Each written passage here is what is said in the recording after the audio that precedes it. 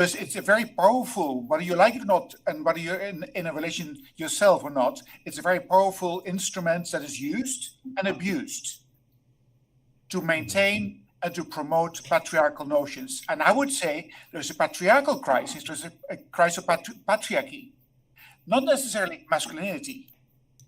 So that's one thing I really felt very strongly.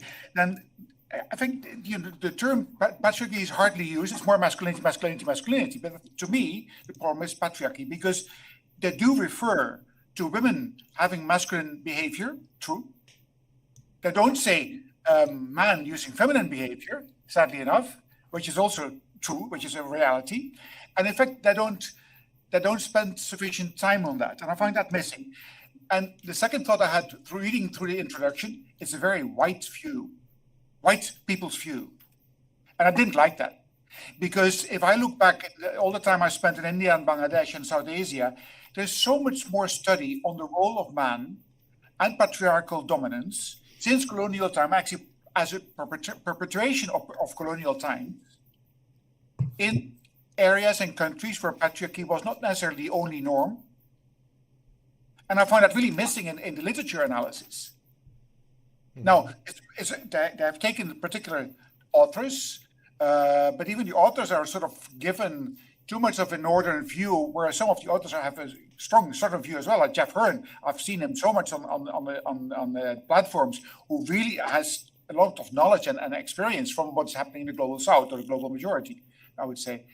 So I was missing that very much. I find it the northern view. I find it too much focused on patriarchy and on masculinity, not on patriarchy. And I think patriarchy is in the crisis. And religion is missing, or actually faith, not necessarily religion per se. Nantando, would you have something to add to that then?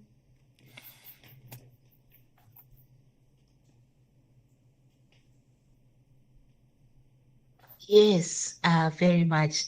Thank you. Really learning a lot. We have, like when we're picking up on religion, what we are seeing is that the unifying like conservative streak across all religions is getting stronger and stronger, and it's very well funded, and it's filtering into to Africa in the guise of family values. Yes. To say that family values are being attacked, and knowing that that is a very vulnerable. Every community wants to build strong families, but when they come with these, politically laden, like let's go back to a nuclear family, which has never existed in the African context. We always live as an extended family, and so they are imposing one family model, whereas we have multiple family models. And when you think about what HIV did to the continent, where we have grandparent-led families, we have child-reared-led families, we've got families living together to come to constitute a family. And in a research that was just done on the status of the family here in South Africa, they found that 70% of the families are multi-generational, led by a single parent. 70%, and it's the norm. And so even here, when these groups are coming, mostly from the US, to say that this is the Christian way of doing things. And in South Africa, over 90% of the population is Christian or belongs to a religion. So people are seeking to be faithful. And all of this gets like the cooking pot. It really gets so entangled. Part of what progressive, whether it's feminist or Africanist women are saying that, and in the midst of all of that, we've got the highest gender-based femicide rates. Here so all these are all cooking together and asking the question, and going beyond that to say, maybe the African concept of Ubuntu, what does it mean to be a human being? to be a human being is to be fundamentally related to others, and that it doesn't come, with the whole gendering of people. So maybe that's the direction we need to be seeking in order to build communities that are devoid of the high levels of violence that we see. I'm not sure, but I'm just saying this is the kind of complexity we are dealing with. Absolutely. Thanks for your input. Ibrahim, do you have anything to add as well? Yeah, like I don't really want to be be arrogant and talk without reading it, but what I have listened made me think a couple of issues that I notice in daily life, that because I really into news and reading articles in the masculinity field. And the global crisis, I really like the discrimination between patriarchy and masculinity that Jen has clarified. And for global crisis, I mean, in my work, I try to work with men, but I think in another aspect that other people try to do, mostly in the new father model, people are trying to the people who work with men try to engage fathers in caring, child care and support, but to me, to work with men, I think we need to also work with the maybe bigger proportion and their problems, like the ones who support men emancipating of men they are already in a fight with patriarchy. But how about the other part? For the ones who are ruled, who are led by the patriarchy, they also face a lot of problems. And I try to enlighten this area, what they are facing and what parts of patriarchy are causing them some harms and things they don't want to do. For example, I'm trying to come to this part. In March of 17 March in Istanbul, Turkey, where I live, women had some protest of throwing their scarves in mosques when they pray and trying to be known and be heard by all people and men, and trying to protest the things that it has been going on in Palestine, Gaza, and they're trying to give the message that our hijabs are under attack and move on, do something. Usually in history, when we talk about fights and we talk about war, it's always men are guilty ones. The females, they are in their houses, they are trying to heal those who are hurt, shut down, or they are trying to grow their children who are left behind. So they are trying to heal in the society, but in this topic, they are forcing a war. They are trying to do something. They are trying to make men do something. So it's another sign. But what I'm trying to say is patriarchy is not built by only in the hands of men, also women. So it's perpetrated by everyone who has the patriarchal views. It's not about men issue. And in this recent event, it's a clear message of trying to do something. War is not anyone who has a clear mind is not something to support, but it's not always caused by men or something. It's a global crisis, but it's not only men-ridden event. So it's quite related with patriarchal views, and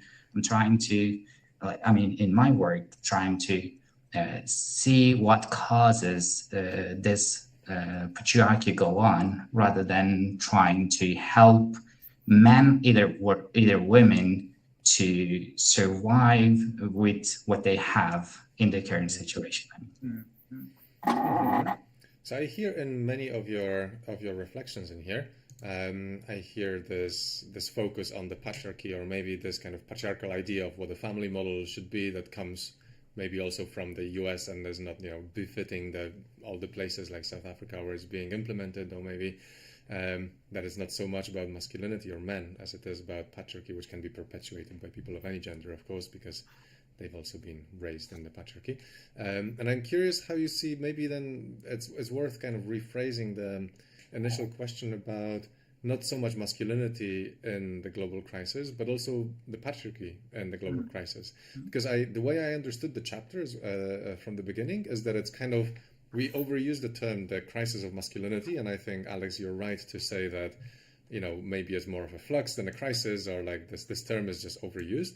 But the way I read the chapter as well was kind of focused on, okay, it's the crisis of men masculinity is one thing, but there's so many other crises. There's the climate crisis, there's the crisis of the democratic, social structures, there's the crisis of capitalism that is, happening. There's the crisis related to AI. There is the crisis related to, so many other things. And the whole, the way I read the introduction was about considering masculinity on the backdrop of all of those other crises. But maybe it's also interesting to consider the patriarchy on the backdrop of all of those other crises. And I think from what you were saying, it kind of emerges a bit like, okay, so what is the role of the patriarchy in manufacturing those crises on one hand, or contributing to the perpetuation of those crises? But then also on the other hand, what is the role of, like, how do those crises have a potential to change the patriarchy? Or maybe, will, in your view, do they contribute to it, or do they have a potential for actually challenging it? And how does it play out on its backdrop?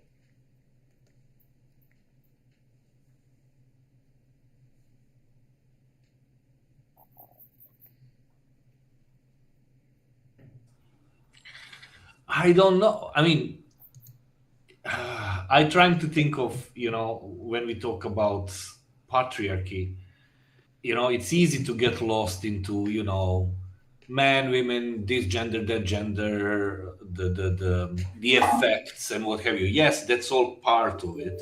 But at the end of the day, patriarchy is a structure. It's not and the structure, it's a social structure, so it depends on the interactions, and it depends a lot on power. It's all about, at the end of the day, it's all about power, control, who has that power, and how is that power distributed. And I agree very much that it's not only men, because at the end of the day, patriarchy, really, there is a very small percentage of men who actually is fully benefiting from from patriarchy. The vast majority of men are piggybacking, so to say, or kind of patriarchy is giving them some sort of illusion of power. So I think the what I'm trying to say is that how about that the crisis that we are talking about, maybe all of them or some of them, is sort of patriarchy lashing back at all the stuff that is happening, the change that is happening in terms of gender equality, relations over. And I'm gonna go very much with what Jan said a little bit earlier, and what connects to what Nontando said as well, is that we are very, very Western centered, and the global north, basically, even the ideas of gender and what have you that you find proliferate in the gender norms or families and what have you. It's very much even about what is caring masculinity. You know, it's very much still Western, and it does not necessarily. And I actually think in the article it's actually even mentioned that not necessarily the article, the second article, does not necessarily translate of experience of people of different origins. And it just reminds me, basically, now, is it one or the other, as you say? Is it masculinity at the back of it all, or patriarchy, or whatever? I think that there is an element, for sure, there is an element of patriarchy fighting back, which we see in the movements of, you know, these masculinist men and anti-gender movement and quest for power. But I also think that it's also the I don't know, the you know, the wars, the Trump. I cannot but think of him, you know, because sort of how does this guy come to power? It's because people are unsatisfied, or whatever democracy and liberal world maybe gave them, and they're looking for a way out and making things worse. So it's rather complicated, but I think that there is a lot of push and pull. There is a lot of rejection of new, fear of new, or change, actually, rather than new. And I think that there is a lot of sorts of patriarchy in ways and forms resisting that.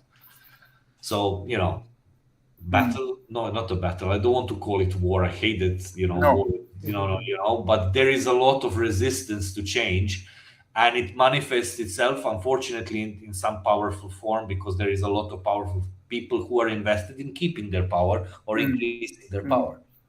So that's why it's making it so difficult to fight against, I think, kind of. Can I bounce it?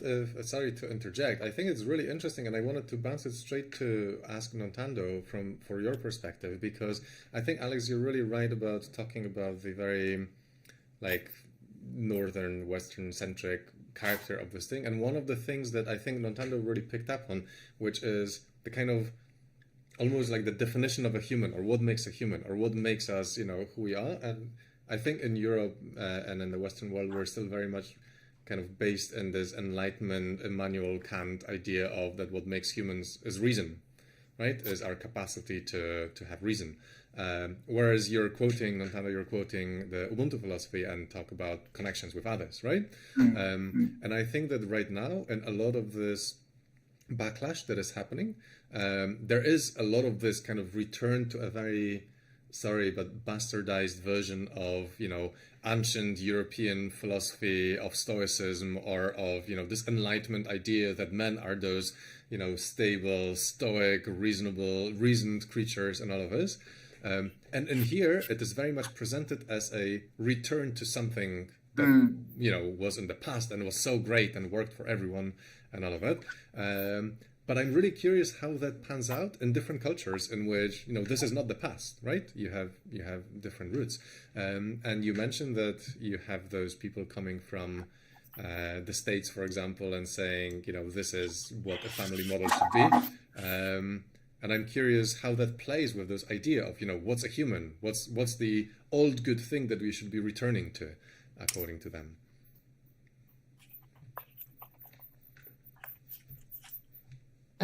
Yeah, no, thank you. This is so stimulating. You know, like, you know, it's like just it's like I think you had mentioned that word to say that we are like in a next, you know, this thing of moving and not really knowing where we're actually going, and people feeling as if, like even here you hear people saying, let's go back to African values, but I think, you know, like coming back to Ubuntu, like you know, Western says, I think, therefore I am. Ubuntu says, I relate, therefore I am. You know, it's my relationship with people. It's understanding myself as intricately connected to others, and therefore, if women are being violated, then the community itself is sort of like violated. But one of the things that I've just been reflecting personally in terms of this backlash against feminism and people feeling like, let's go underneath this safe place where everybody knew where they belonged, and it seems, and so television also plays sort of like a role, the globalization of ideas. Like if we look at in South Africa, that we have a lot of American content in our films, in the religion, everything, and it begins to dilute, perceptions of what it means to be human. But as a feminist, I think one of the things that troubles me is that so often we have said we want to remove the coat of patriarchy, but we have not done the work, of what do you replace patriarchy with? What, like even for myself, I remember one day waking up in the middle of the night thinking, where am I taking this woman to? Where are we going? I was so traumatized. Where are we going? And I just realized that, really, patriarchy is so entrenched and normalized, and it has that good feeling, and and people feel like affirmed in that society affirms whatever role that you have been giving, and it has that feeling of safety. It has that feeling of things like fitting together. And I was thinking, this liberation vision that we have we taken the time to be able to say to people, this is better than patriarchy? Because sometimes that just requires us to go back to basics, really, and to say, what are we offering to people that they can look and say, you know what, this is better than patriarchy. I'm getting into the structure of that society, the bits and pieces of what equality looks like at a very basic level, and why is that an advantage? To what extent does that build society in ways that are attractive, that cause people to sing and to celebrate? Even when you look at music, there's not a lot of liberation music, but the patriarchy music that reinforces ways of thinking is what drives everything. And I know I know I'm just blah, but it's just... but you see, this is where I meant, because the change, what you're talking, what will replace patriarchy, because patriarchy is just, it would have to come with a change in economic system. It would have to come with a change in the way of thinking, because it's intersectional. It's not only about changing, because there are so many, and this is, because I already spoke and I would like to hear others, but this is where I think that we could, because the nature of capitalism, patriarchy, it's about structures, it's about hierarchy, and it's about transactions. It's transactional. So I think that we could learn a lot or more if we were looking at the southern or different nations, different communities, where, as Nantando mentioned at the beginning, where the society or community is built on a relationship rather than transaction. It's a massive difference. And I think this is where there was no even barter trade, but like everybody produced for everyone. I was looking into it recently. It's an amazing stuff. And I think this is where the Western power and influence, in my view, should wane and should actually try to learn from different societies who dealt with these things much, much better. Thanks very much. You've been triggering a lot of the thoughts that I had in my mind for quite some time already, because to me, patriarchy and capitalism are hand in glove. It's part of the same system. And it prioritizes man over women. It prioritizes man's values, man's needs over women's needs. And it continues to do that. And religion, sadly enough, religious institutions for that matter, not religious.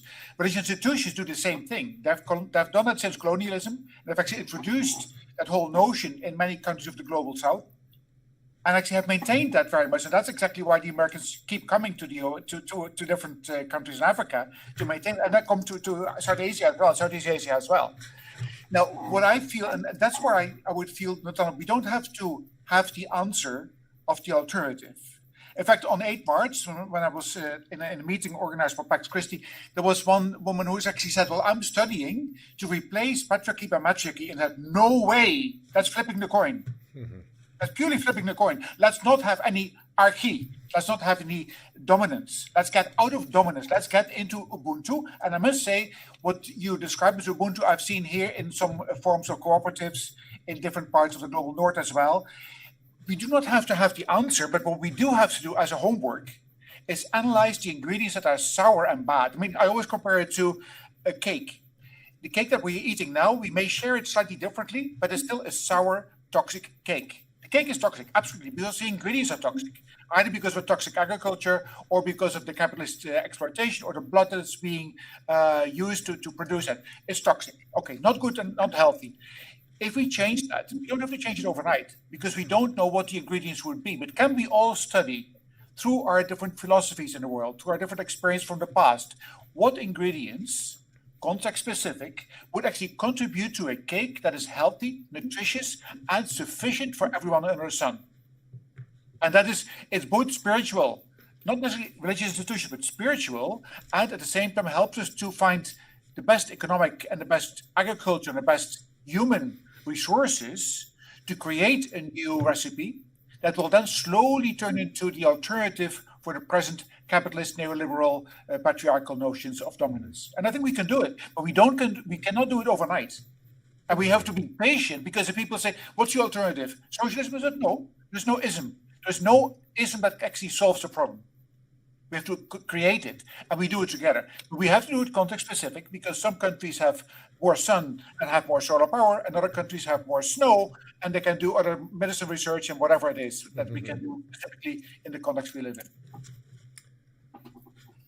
I'm really curious about something that I will come back to. Yeah, I mean, thanks all for your great contributions.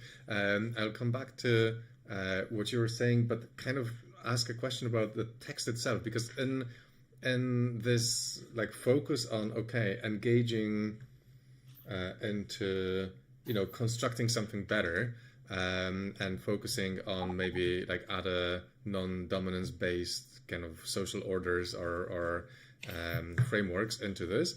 I think what we need to do is what Nintendo was mentioning a lot, which is and what I'm working in as well, which is to engage people positively, offer people a good vision of what it is that we're working for. There is this non-patriarchal system that we're developing, and there is a place for you in it, and it's a good place, and it's gonna work, right? And I think that I agree that we're not great at actually having this sort of vision. And I'm curious, with coming back to the text itself, one of the things that struck me in this text is that it was very much focused on the ways in which men are the problem. And it offered quite little, I thought, in terms of thinking, okay, in what ways can men be a part of the solution? In what ways can we engage men and can we offer something to them so that they want to be a part of the solution, right? And I was wondering if this was also your impression, and maybe if you have some thoughts on, how does this pan out in the context of this text or the crisis that it talks about? I will speak in women's voice. Forgive me for doing this. I will try to speak in women's voice. What I think, because I hang out with a lot of women, with feminists and activists, and what they would say, I believe that this is what they would say, that they would say, listen, we did our part in a sense that, we pushed the issue of masculinity to the fore. We brought it out, because if women did not, look for their place in society and ask who are we and what are we and where do we belong, and the issue of manhood or masculinity wouldn't have come out, so it's sort of men. The message I think that women should or would tell us in this respect was like, okay, sort yourself out, organize, Yeah. think, take a lead on the issues that are affecting you. Don't necessarily expect us to, women have enough problems to deal with. Right. Not necessarily, sort our problems along the way too. So I think it's kind of on us as men to sort of listen. There are issues and there are things that we can really contribute and make better and change, but we have to do it ourselves, not obviously together and participating in as partners, as allies, and to one another. But I think it demands our effort. We need to put in the time and money. No, we don't have money, but time and effort needed. It's up to us. It's up to us. I would agree with this, and I think this is why we're all in here. I worry, however, that this is exactly the same thing that Jordan Peterson thinks, and that all of the manosphere people think. And they also think like, we need to do something about men, and we need to sort this out. And it's dangerous. Yes, but it's unfortunate. But it does, what manosphere is showing is basically the little bit of organizing can go a long way. Yep. In terms of spreading the, whatever you want to call it, ideas, and I think that little bit of organizing better. I mean, we do work, there's Men Engaged, there are organizations, there are a lot of individual organizations that work on these issues, and a lot of individuals, but I think that a little bit of more organizing and more concentrated effort and more cooperating on the message, so that we all speak the same language and that we all, make sure that the messages we send, like positive masculinities, the ideas, our own message, that we all speak same language, would take us a long way. So it needs a bit of more effort from our side. But I think Andrew Tate doesn't really give an answer. He doesn't give a solution to people. Once you start following him, you get trapped into the super capitalist bodybuilding spheres of hating women, not respecting all stereotypes in the world. Exactly. So they're not the answer. He's not giving any proper answer to the crisis of patriarchal capitalism, so to speak. He's not. He's in fact confirming the old world, and the old world is outlived and cannot. In fact, if he would go to the moon, he could actually rain from the moon and control everything under the sun, because there are more minerals on the moon, and he would still control capitalism and patriarchy. Let's forget it. He's not the answer to unhappiness. He's not the answer to man feeling lost. He's not the answer to man not being heard. He's not for the answer to man not finding love. Not at all. He's giving that intention, and he's faking it. He's faking himself that he's happy. He gets into prison. That's what's happening with him. And so I don't think he should be seen as an example. I mean, okay, we have to take note of what he does, and he does a lot of harm, but let's not even try to change him. In fact, this morning when I had this discussion with these politicians, they said, should we even focus on people following him? No, forget it. Don't even focus on these people. Focus on the group in the middle, the man in the middle who actually are uncomfortable with what they do now, and who feel we can do better than this, and we can live better and happier lives, all of us together, with all the women and all the diversities under the sun. Very well. Yeah, I that I would absolutely agree with this. I'm mindful of time. We'll need to take a break, and I know that Nintendo, you will need to run. So I wanted to just pass on to you for last words before you need to run off, if you would like to contribute anything as well. Yeah, just a very big thank you. And I think that next time I will ensure that I can stay longer.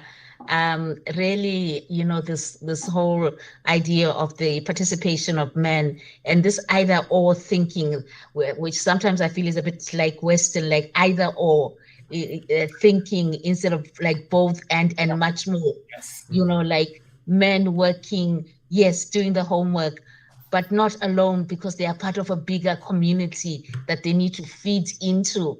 And in that bigger community, there's room for everybody, people with disabilities, LGBTI, different nations, to be able to feed into something bigger than the group. so that it's not either men or female, or this and this either or thinking. That's what I was just kind of wanting to just flag, and then really seeing something bigger that is inclusive of all of us. And I'm so grateful, and I'm definitely next time going to shift things around so that I try to stay longer.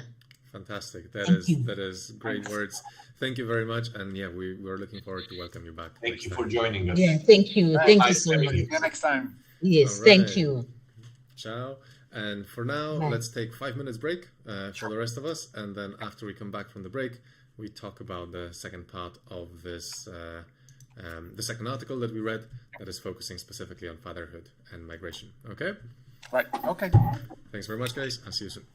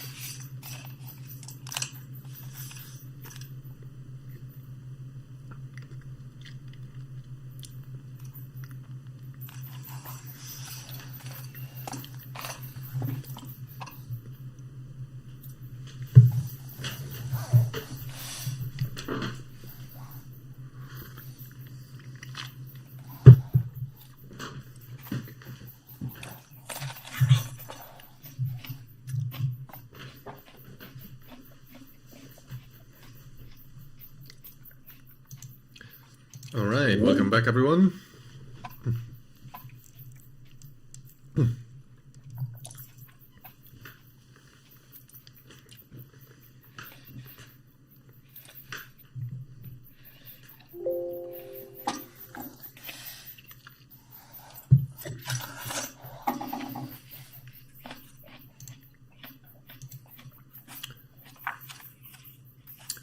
All right, Alex, are you with us as well?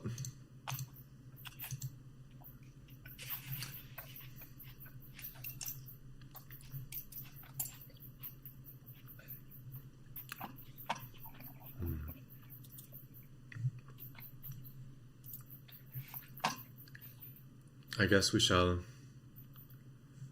wait for Alex to rejoin. But in the meantime, we can start introducing the... Oh, there he is. Excellent. We can start introducing the second paper. So, yeah. Oh, sorry. My slides are getting confused. There you go. Excellent.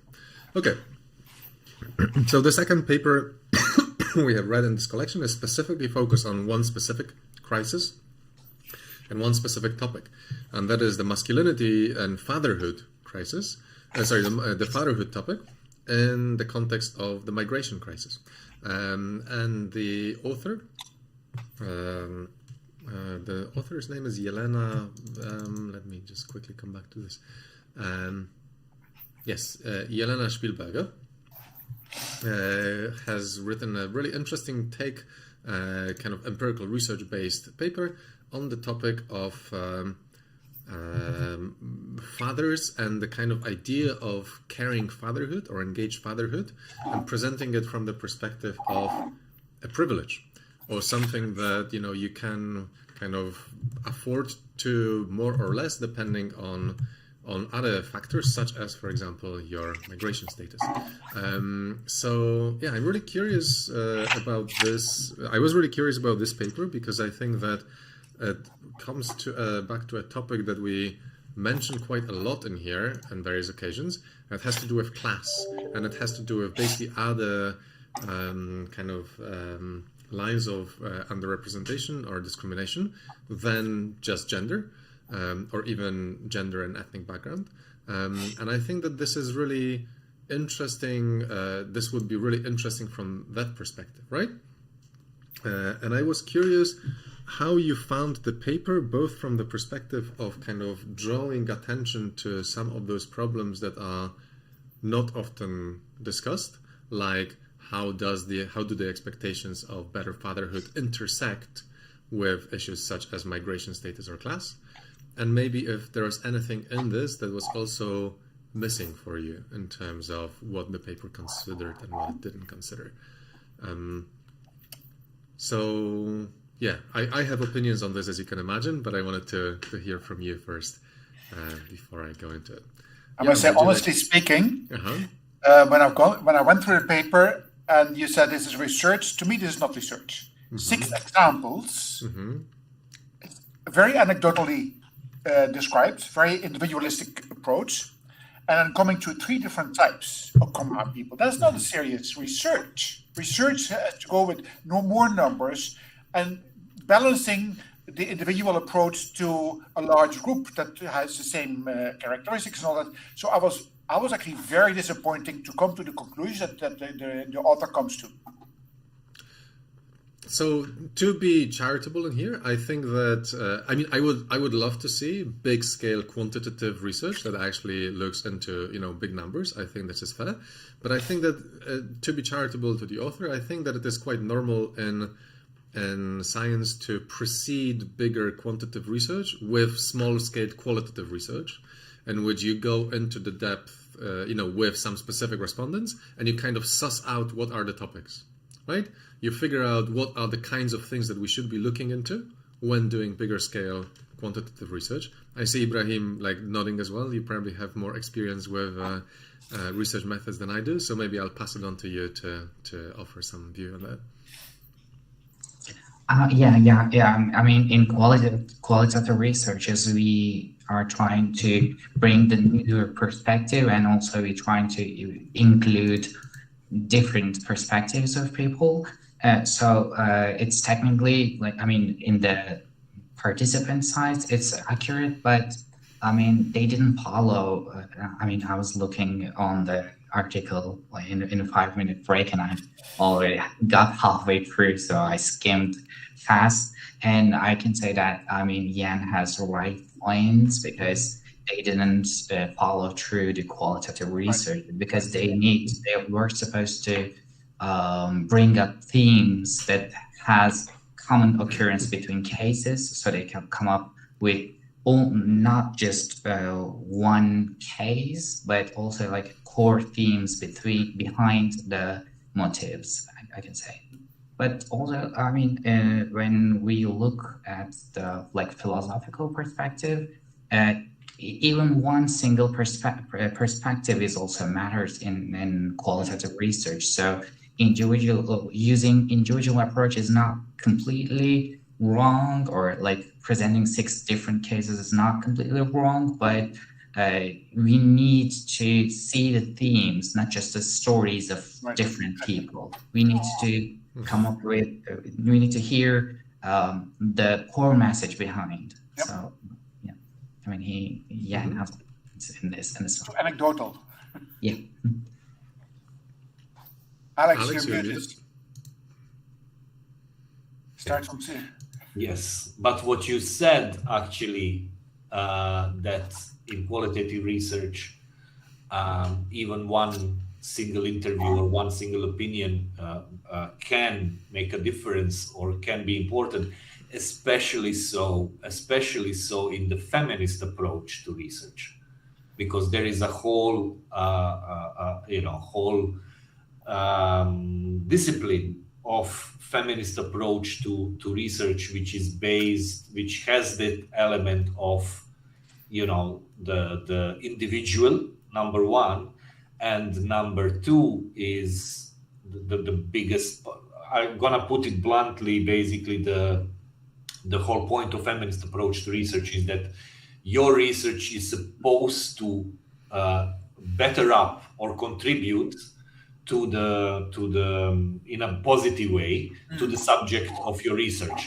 Yep. So in that respect, as a feminist piece of research, I think it does qualify on those terms. Yes, it would be nice to have more larger scale data, but as the author notices herself, and something that I think I mentioned to Simon, because Kaśka Wojniczka, you know her, Jan, no? The researcher, she's quoted in this paper. She did herself a lot of research on masculinity and migration in Europe, and basically there is not enough research on this overlap or this intersection between migrant men, their class status, and their masculinity, and obviously this is something that is generally lacking. So any piece of research that tries to given the circumstances or whatever, to bring some stories to light or some perspective to light, it is valuable in and by itself. Now, I would agree that the stories as such are valuable, absolutely, and I would not have any objection to that. Yeah. But then to come to the conclusion of 3 different types, and even ascribe the types to these few anecdotal stories, that to me goes too far. I mean, the stories, I'm into storytelling. I'm into storytelling as the basis of your research, absolutely. But that's a start. Is it? Don't come to conclusions. I'm not certain now, because like you, I read it some time ago. But I'm not certain if those classification was devised by the author or based on the research they used somebody's prior. No, it's 100% these 6 cases. Okay, it was their. Yeah. I think let's maybe move on, like, because like we can discuss the methodological aspects of this, and I think Yeah. you know, like, but let's yes. And I'm definitely no expert in research methods. It's just but let's take the text as like a very useful, you know, prompt for discussion as well, and you know Yeah. whether like we can definitely say that you know, there are things that could be done better, and let's also take into account the fact that you know people have limited budgets for this sort of research, and maybe you know they want to, and publication requires that you inflate your results a little bit so that you know there's a lot of factors in play in there. So, but leaving this behind, I'm curious then, the question I would have for you is about the very concept of new fatherhood that is kind of at the core of this whole thing. The author says that although the concept has been widely discussed since the 80s, it still lacks a standardized definition. There are terms such as active, involved, engaged, and new fatherhood are used interchangeably. And then there's this longer quote that I wanted to bring up, and I have some reflection on it, and I was curious to hear yours, which is that new fathers are male socialized individuals who assume the role of independent caregivers and attachment figures for their children. Together with their partners, they pursue egalitarian relationship models and reject unquestioned gender divisions of labor. Their involvement of care work extends beyond conventional tasks such as housework and childcare to include invisible labor, including emotional and mental load, such as coordinating everyday family life or attending to the emotional needs of relatives.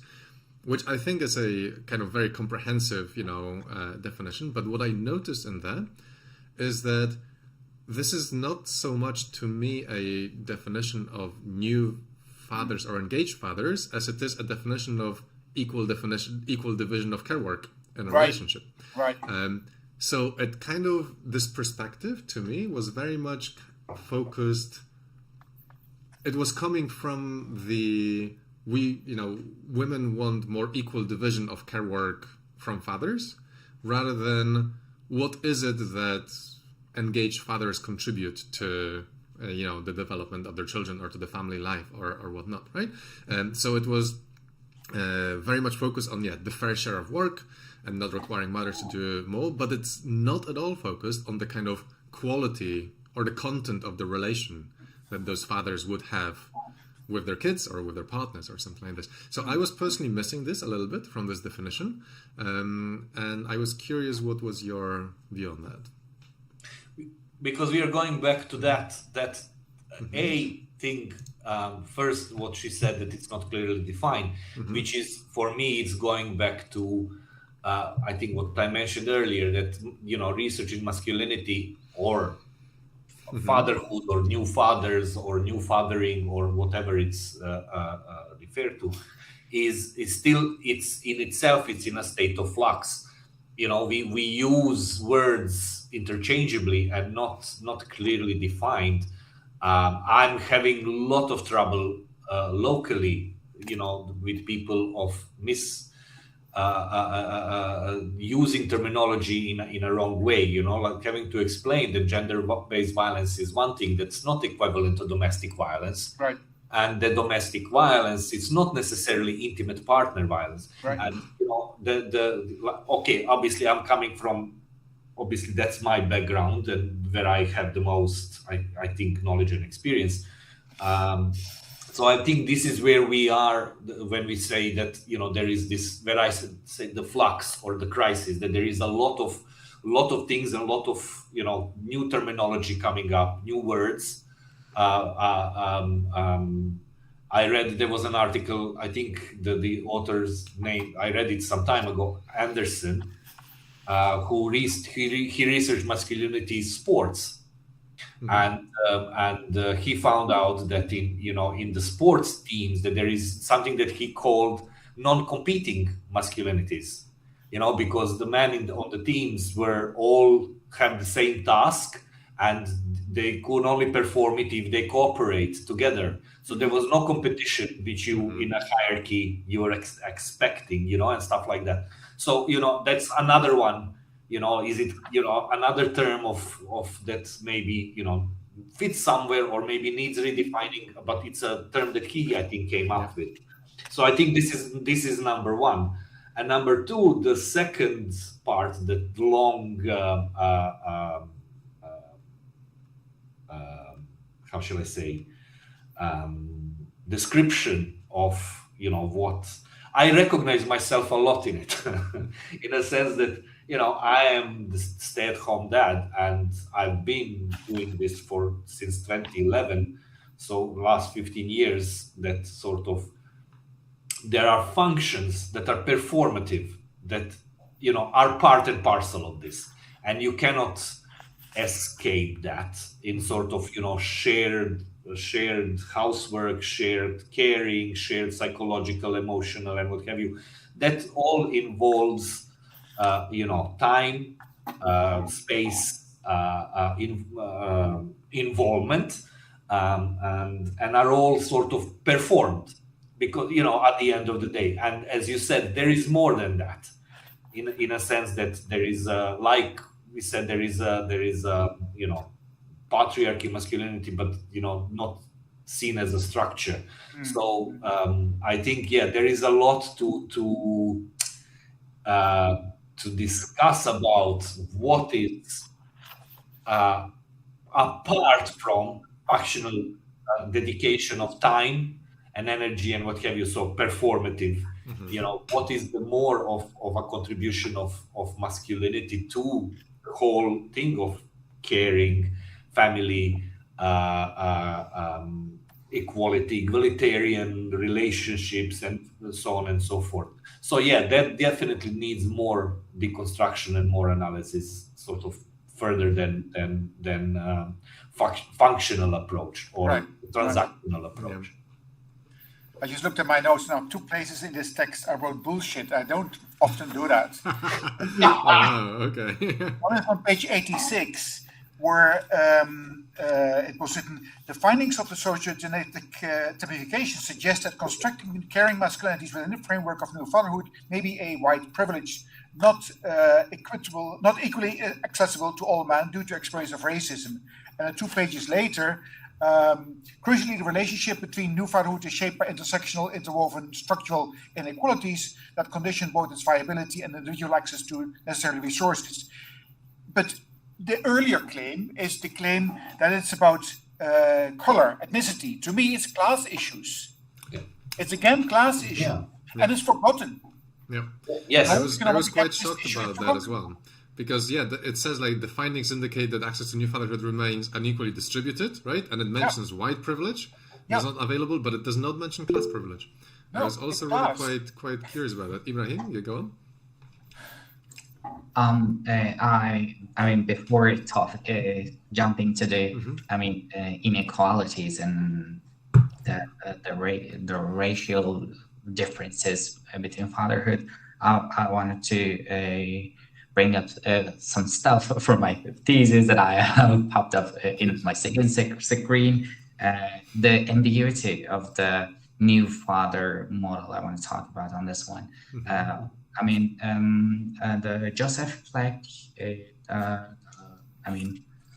Freud of the, I'd say, fatherhood and masculinities.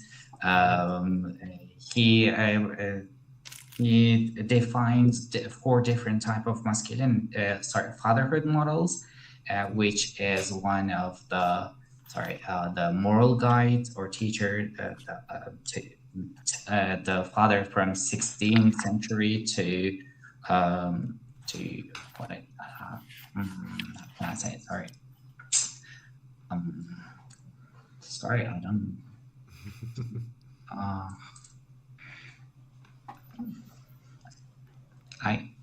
Just a second. Sorry. This is a.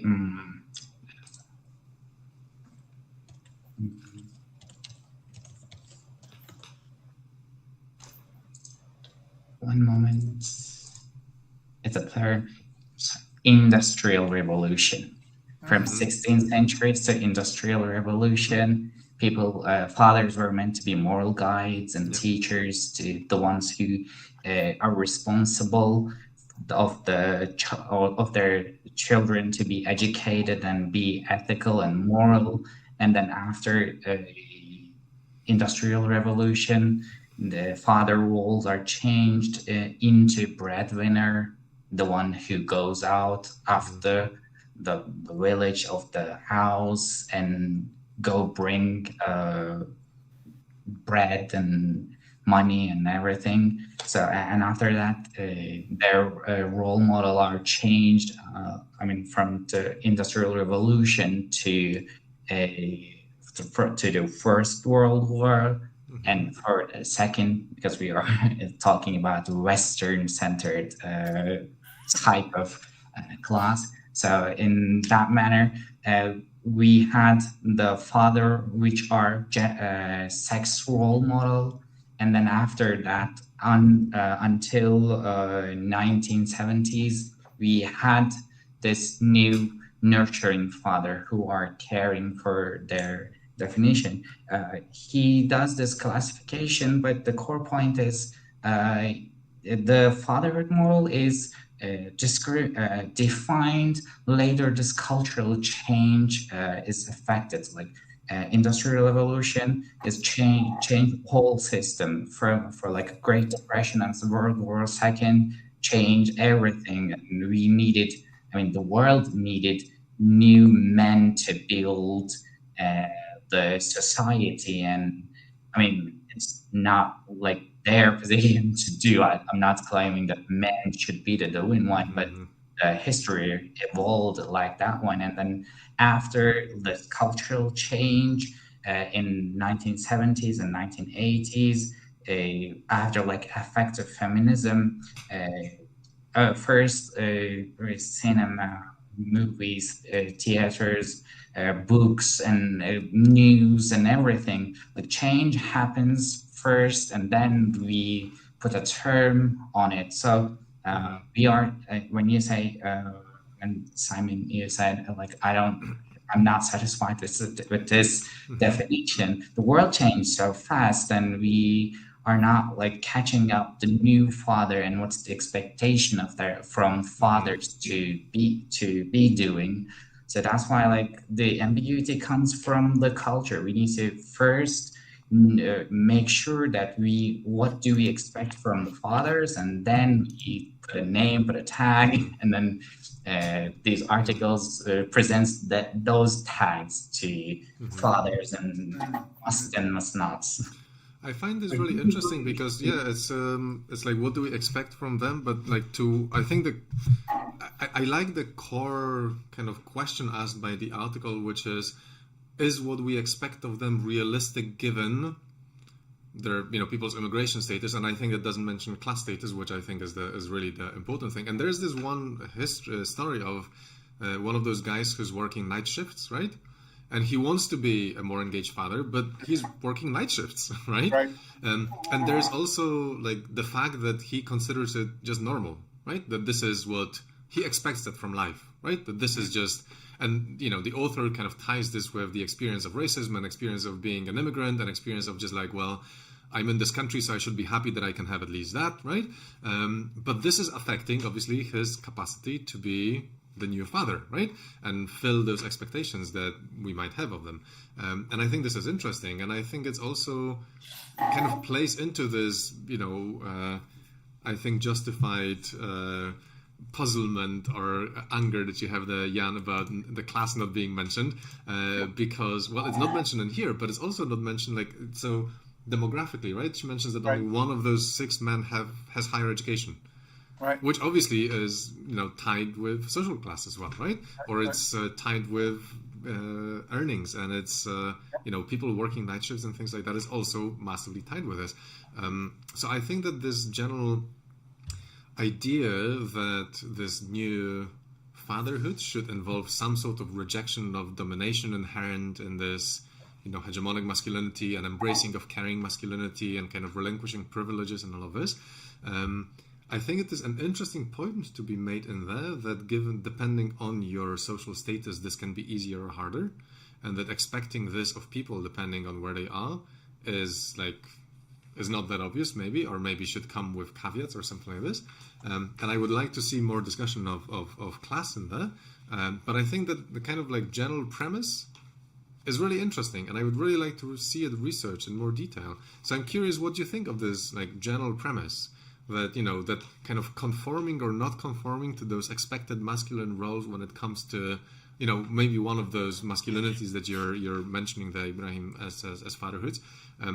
kind of comes with, like, can you expect that of people who are in this and not that economic or immigration or other kind of situation status? This is something that is not. I mean, yes, in certain circles it's mentioned, and we are mentioning it, but it's not discussed enough. Yeah. I mean, we in last 10 years of my activism, every time when I went to these conferences, meetings, whatever, and when people talk about intersectionality, which is important, which is crucial, and what have you, class is never mentioned. Class is never mentioned. I know. It's completely ignored, and it stands at the core of everything. Yep. By your judgment, what social class are most of the people on those conferences? Yes, that's another good point. Yeah. Very good point. At these conferences will be mostly white and privileged people, which are not affected by this. And then we can talk about, important things, like the LGBTIQ, discrimination between genders. We can talk about, race, obviously, crucial, important. They are all important and what have you. But the very fact that switching one person from, lower middle working class into, just having enough money to choose the job, the time, and the space to perform new masculinity or any other performance that is expected, would make a drastic change. What is the name of the I keep on forgetting her name. The Kardashian, one of them who had a sex change to men, the trans. Oh God, my brain stopped. Anyway, she's a multimillionaire, who is leading trans person, but advocates for Trump, for anti-gay laws, and whatever. Why? Because they are rich. They are not affected by anything. And it doesn't make any difference to their life, what is happening to other trans people. And I think that's one of those things that where class shows itself to be the crucial at the core of these things. And not only that, how ignoring it actually creating, for me, let's take topic on masculinity, new problem. You might have a father who, like that guy, who works night shift, who sees the need or feels the need to be more engaged father in the life of his children, but due to the nature of his work, that the only time he can see his kid is maybe just before he goes to work, in the evening a little bit, because he sleeps all day and works all night. Imagine what kind of negative effect to his feeling of his fulfillment of what he would like to do or what he feels he needs to do and cannot do it. It's just piling up more onto all the issues that patriarchy gives to men. Now we are getting some other stuff, positive masculinity, engagement, fatherhood, but I cannot perform it. Right. Something more to feel guilty. It's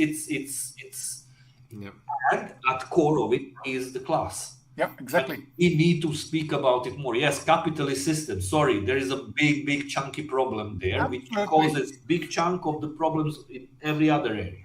Yep. That's why I said patriarchy and capitalism are hand in glove. There's this quote in there as well about the rejection of domination inherent in carrying masculinity also entails relinquishing the privileges and power associated with hegemonic masculinity, potentially leading to social marginalization for those who do not conform to the expected masculine roles, which is true, right? I mean, if you are a guy who is rejecting hegemonic masculinity, you are going to face marginalization from all the people who do buy into the patriarchal system, right? And I think that it is absolutely vital that we pay attention to the fact that maybe, guys like ourselves who are, reasonably financially stable, educated, and maybe can afford to basically not care or to not really be affected by this so much. We are in a somewhat different situation than someone whose livelihood depends on working in, male-dominated fields in which, unless they conform, they will just not get a job, for example. Right. My biggest problem is I once I was interviewed by a journalist, and he said, "What is the biggest problem when you work with men? What is like?" I said, "My biggest problem is when I have a man who works full-time job and then holds 2 part-time jobs to maintain his family in any way financially stable.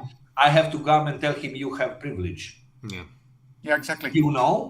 How do what privilege? I mean, of course, it can be explained, but it's very hard topic to broach because, this man is doing everything that society expects from him. He's, doing more in terms of, because the wages are stagnating and the capitalist system is exploitative as it is. And he's working his ass off and trying to do the best he can. And you tell him, you have, drop your privilege. How can I, what privilege? Right. But it's a problem of the capitalist system. And we don't talk about it enough. Anyway. So for the last point, I found it quite interesting because time is running out. I found it quite interesting how there is this potential problem identified in which care work becomes adopted into this hegemonic dominance framework. Yes. In which, it's like, oh, you don't stop to sniff the flowers. I'm going to stop and sniff all the flowers. I'm going to sniff them so hard. I'm going to be the best flower sniffer. And I'm going to be the best father. I'm going to be the most caring father. And I'm going to compete with other men on how caring a father I am.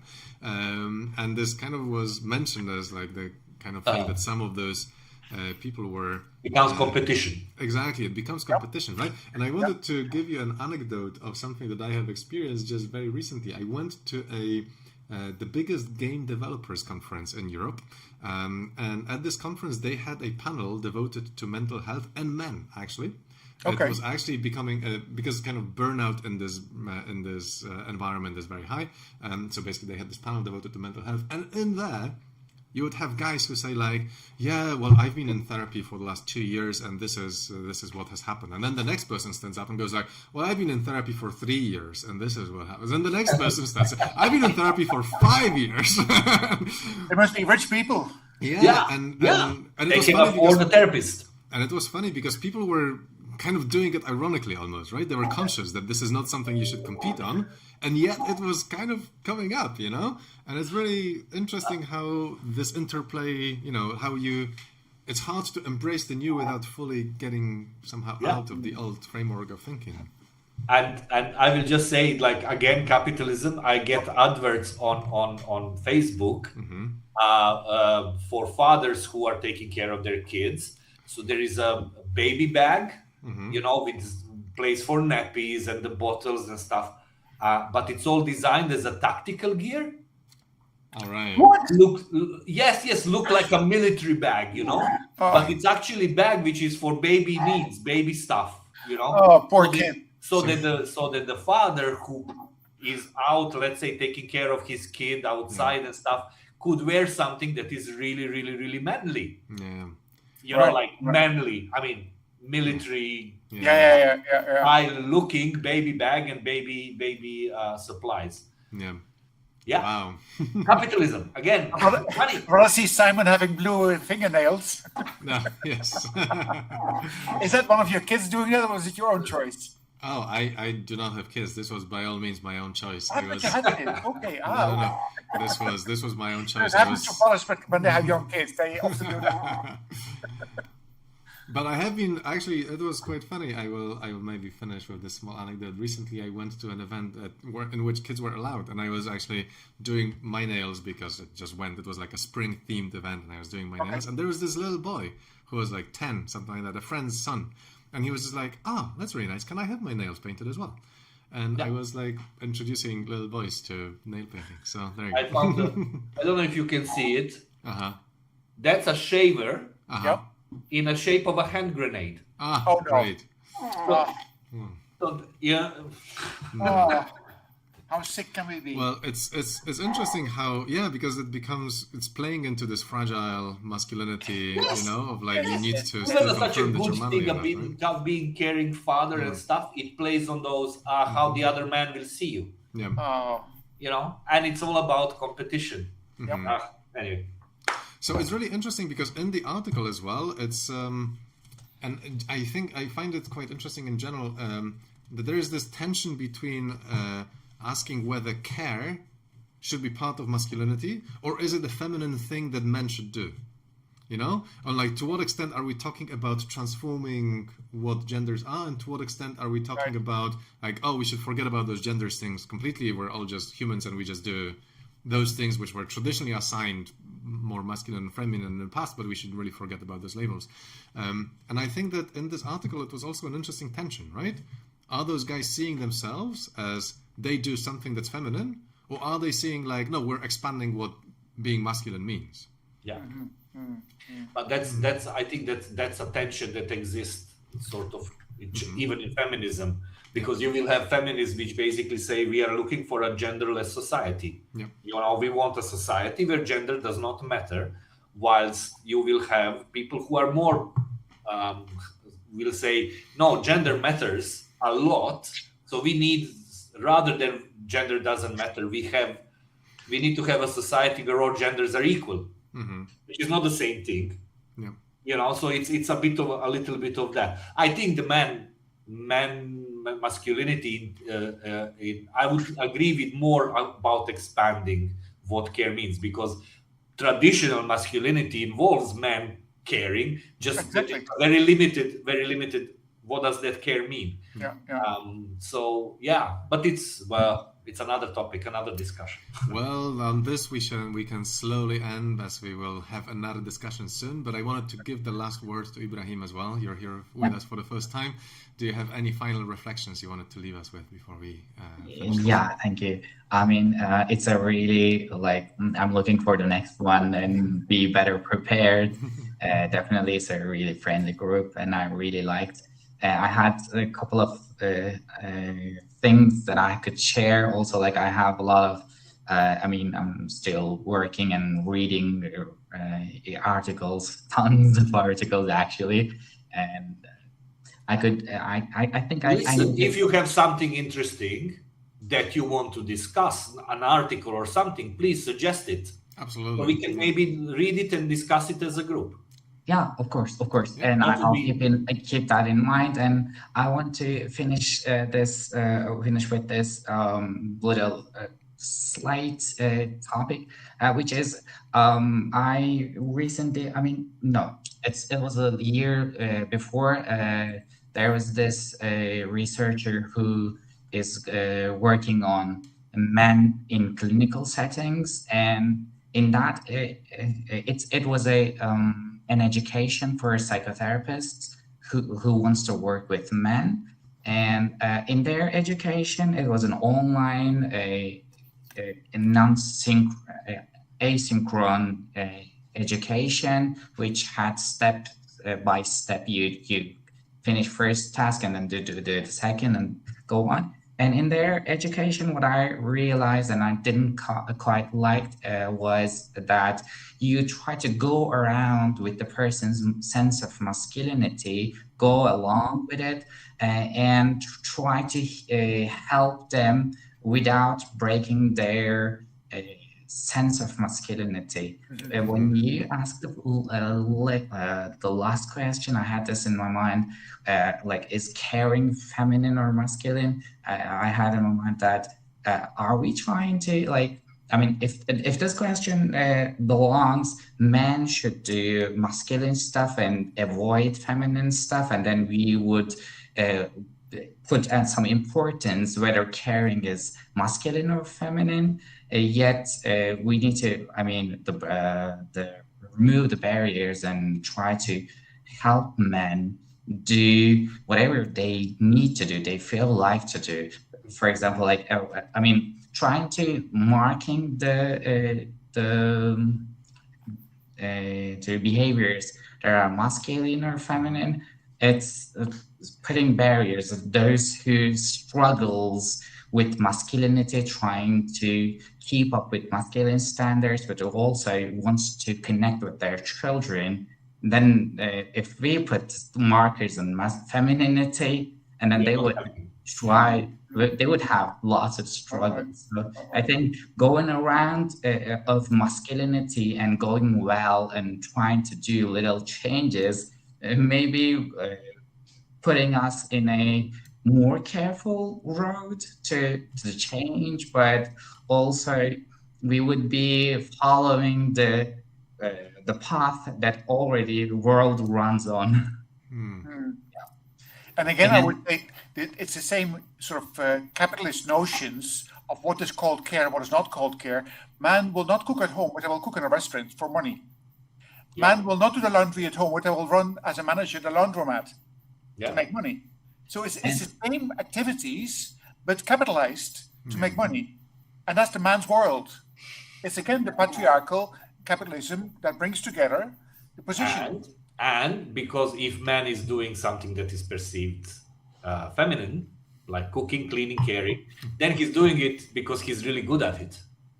Yeah, exactly. He must be doing it because he's really good at it, because otherwise men don't do these things. Which comes back to this hegemonic competition aspect of it. All right, we will need to finish here. Thank you very much for all of your contributions. I'll just finish by mentioning once again that this group is run by Pathforge, my organization, and Alex with Men Against Violence, with the blessing of the Men Engage Europe.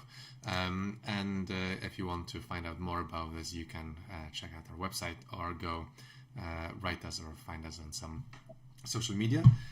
We will be deciding what we are going to read next month soon. And yes, all the suggestions are welcome. So Ibrahim, if you have something you would like to suggest, that would be absolutely fantastic. Yeah, I think that would be it. Thank you very much for all of your input. Thank you for the chat. Thanks. Bye-bye. Ciao. Thank you. Bye.